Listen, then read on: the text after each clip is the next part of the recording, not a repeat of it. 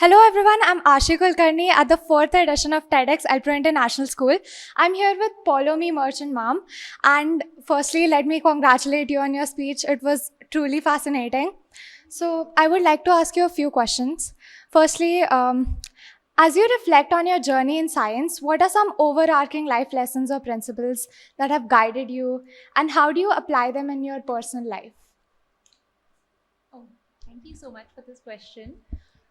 I think the main thing that I've taken away is how to be resilient, because in science you actually go for many years without a reward or without having any kind of a big discovery.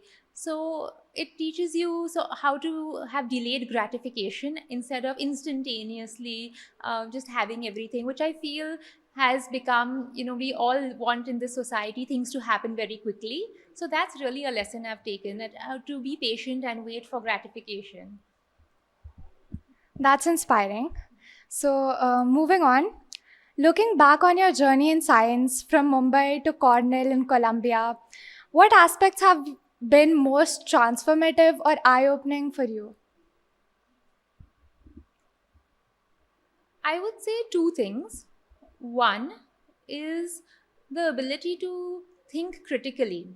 So, the ability to think based on logic, based on evidence, and to think about things in a way that works in the framework of reality, of how science operates.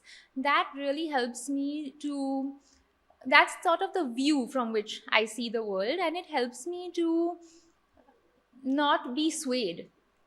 That has been a very transformative way of thinking for me.